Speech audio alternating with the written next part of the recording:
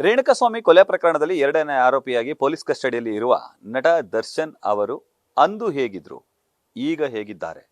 ಮೊಟ್ಟ ಮೊದಲು ಸಿನಿಮಾ ರಂಗಕ್ಕೆ ಪಾದಾರ್ಪಣೆ ಮಾಡುವ ಮುನ್ನ ಬಣ್ಣ ಹಚ್ಚಿದ್ದು ಯಾವಾಗ? ಬಣ್ಣ ಹಚ್ಚಿದ ಸಂದರ್ಭದಲ್ಲಿ ಅವರ ನಡಾವಳಿಗಳು ಹೇಗಿದ್ವು? ಅವರ ಅಂದಿನ ಜೀವನ ಶೈಲಿ ಹಾಗೂ ಇಂದಿನ ಜೀವನ ಶೈಲಿ ಕುರಿತು ಮಾತನಾಡಲಿಕ್ಕೆ ಮೊಟ್ಟ ಮೊದಲು ದರ್ಶನ್ ಅವರಿಗೆ ಮುಖಕ್ಕೆ ಬಣ್ಣ ಹಚ್ಚಿ ರಂಗ ಪ್ರವೇಶ ಮಾಡಿಸಿದಂತಹ ಅಡ್ಡಂಡ ಸಿ ಕಾರ್ಯಪ್ಪ ಅವರು ನಮ್ಮ ಜೊತೆ ಇದ್ದಾರೆ. ರಂಗಾಯಣದ ಮಾಜಿ ನಿರ್ದೇಶಕರಾದಂತಹ ಅಡ್ಡಂಡ ಸಿ ಕಾರ್ಯಪ್ಪ ಅವರು ದರ್ಶನ್ ಕಂಡಂತೆ ವಿವರಿಸ್ತಾ ಹೋಗ್ತಾರೆ. ಬನ್ನಿ ಮಾತಾಡ್ಸೋಣ. ಸರ್, ಮೊಟ್ಟ ಮೊದಲು ದರ್ಶನ್ ಅವ್ರನ್ನ ಎಲ್ಲಿ ನೋಡಿದ್ರಿ, ಯಾವಾಗ ನೋಡಿದ್ರಿ?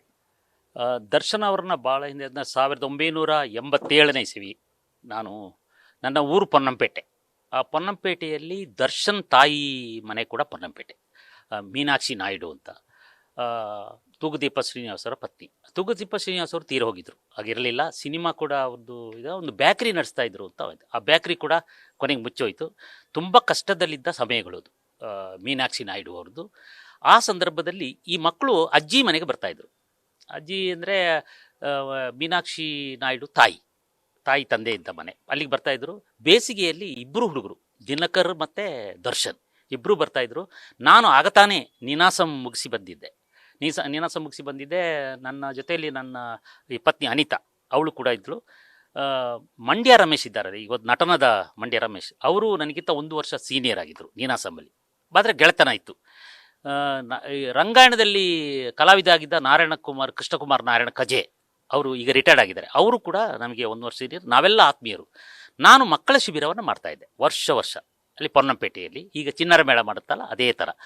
ಆ ಬೇಸಿಗೆಯಲ್ಲಿ ಬಂದಾಗ ಈ ಮಕ್ಕಳಿದ್ದಾರೆ, ಅವ್ರನ್ನ ಸೇರಿಸ್ಕೊಂಡೆ. ನನಗಾಗ ಅವರು ತೂಗುದೀಪ ಶ್ರೀನಿವಾಸ ಅವರ ಮಕ್ಕಳು ಅಂಥದ್ದೇನು ಗೊತ್ತಿರಲಿಲ್ಲ. ಮತ್ತು ಮೀನಾಕ್ಷಿ ನಾಯ್ಡು ಬಗ್ಗೆ ನನಗೆ ಇತ್ತು. ನಾವು ಅಕ್ಕ ಅಂತ ಕರೀತಾ, ಅವಳು ಭಾಳ ಒಳ್ಳೆಯ ಹೆಂಗಸವಳು. ಅವಳಿಗೆ ಭಾಳ ಮಹತ್ವಾಕಾಂಕ್ಷೆ ಇತ್ತು, ನನ್ನ ಮಗನನ್ನು ನಾನು ಸಿನಿಮಾಕ್ಕೆ ಸೇರಿಸಬೇಕು ಅಂತ. ಅದು ಪ್ರೂವ್ ಆಗಿದ್ದು ನನ್ನ ವರ್ಕ್ಶಾಪಲ್ಲಿ. ಅವರು ನಾಟಕಕ್ಕೆ ಸೇರಿಸಿದೆ.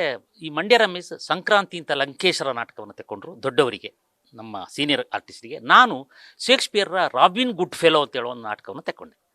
ಅದರಲ್ಲಿ ದರ್ಶನ್ ಅವನು 7ನೇ ಕ್ಲಾಸು ಅಂತ ಹೇಳ್ತಿದ್ದ. 7ನೇ ಕ್ಲಾಸಿನ ಹುಡುಗ 10ನೇ ಕ್ಲಾಸಿನ ಹುಡುಗನ ಥರ ಇದ್ದ, ಸುರುದ್ರೂಪಿ, ಅಷ್ಟು ಚಂದ.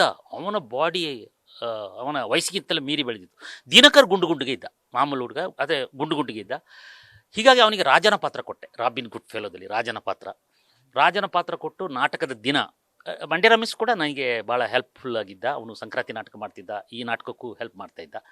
ಕೊನೆಗೆ ಇದಾಯ್ತಲ್ಲ, ನಾಟಕದ ಪ್ರದರ್ಶನ ದಿನ ಮೇಕಪ್ ಮಾಡುವಾಗ ನನ್ನ ಹೆಂಡತಿ ಅವನಿಗೆ ಮೇಕಪ್ ಮಾಡ್ತಾಯಿದ್ರು.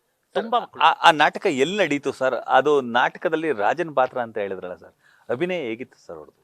ಅಲ್ಲ, ಅವ್ರು ಭಾಳ ವಿನೀತ ಹುಡುಗ, ಭಾಳ ಪೊಲೈಟ್ ಆಗಿದ್ದ, ತುಂಬ ಕಡಿಮೆ ಮಾತಾಡ್ತಿದ್ದ, ಮತ್ತು ತುಂಬ ಚೆನ್ನಾಗಿ ಮಾಡ್ತಾಯಿದ್ದ. ಅವ್ನು ನೋಡೋಕ್ಕೆ ಚೆನ್ನಾಗಿದ್ದ. ಸುರುದ್ರೂಪಿ. ರಾಬಿನ್ ಗುಡ್ ಫೆಲೋ ಅಂತ ಹೇಳೋ ನಾಟಕದಲ್ಲಿ, ಅದು ಮಿಡ್ ಸಮ್ಮರ್ ನೈಟ್ ಡ್ರೀಮ್ ಅಂತ ಶೇಕ್ಸ್ಪಿಯರ್ ನಾಟಕನ ಮಕ್ಕಳ ರೂಪಕ್ಕೆ ಮಾಡಿದ್ದು. ಅದರಲ್ಲಿ ಆ ರಾಜ ಬರ್ತಾನೆ, ಇನ್ನೊಂದು ಬರ್ತದೆ, ಇದೆಲ್ಲ ಬರ್ತದೆ. ಆ ಪಾತ್ರ ಅವನು ತುಂಬ ಚೆನ್ನಾಗಿ ಮಾಡಿದ್ದ. ಅದಕ್ಕೆ ಮೇಕಪ್ನ ವಿಷಯ ಹೇಳಬೇಕು ಅಂದರೆ, ಅವನ ತಾಯಿಗೆ ಇದ್ದ ಮಹತ್ವಾಕಾಂಕ್ಷೆ, ಆ ಹುಡುಗನ ಬಗ್ಗೆ ಅವಳಿಗಿದ್ದ ಕಾಳಜಿಯಿಂದ. ಮೇಕಪ್ ಮಾಡ್ತಾ ಇದ್ದಾಗ ನನ್ನ ಹೆಂಡತಿ ಅನಿತಾ ಈಕೆ ಬಂದಳು, ಮೀನಾಕ್ಷಿ ನಾಯ್ಡು, ಯಾವ ಕೈಯಲ್ಲಿ ಮೇಕಪ್ ಮಾಡ್ತಿದ್ಯಮ್ಮ ನನ್ನ ಮಗನಿಗೆ? ಅದು ಮೊದಲ ರಂಗ ಪ್ರವೇಶ ದರ್ಶನದ್ದು, ದಿನಕರದು. ಆಗ ಅವಳು ಅನಿತಾ, ನಾನು ಒಬ್ಬ ಆರ್ಟಿಸ್ಟ್ ಅಮ್ಮ, ನಾನು ಒಳ್ಳೆಯ ದೃಷ್ಟಿ, ಒಳ್ಳೆಯ ಚಂದ, ಈ ಮಕ್ಕಳನ್ನೆಲ್ಲ ನನಗೆ ಮಕ್ಕಳ ಥರ ಇದ್ದಾರೆ ಅಂತೇಳಿ ಮಾಡ್ತಾಯಿದ್ದೀನಿ, ಇವನ ಭವಿಷ್ಯತ್ತು ಒಳ್ಳೇದಾಗ್ತದೆ ನೋಡ್ತೀರಿ ಅಂತ. ಸುಮ್ಮನೆ ಆಗ ಹೇಳಿದ ಸತ್ಯ ಆಗೋಯ್ತದು ಅಲ್ಲಿ. ನ್ಯೂಸ್ ಫಸ್ಟ್, ನಿರ್ಭೀತಿಯಿಂದ ನಿಮ್ಮ ಪರವಾಗಿ.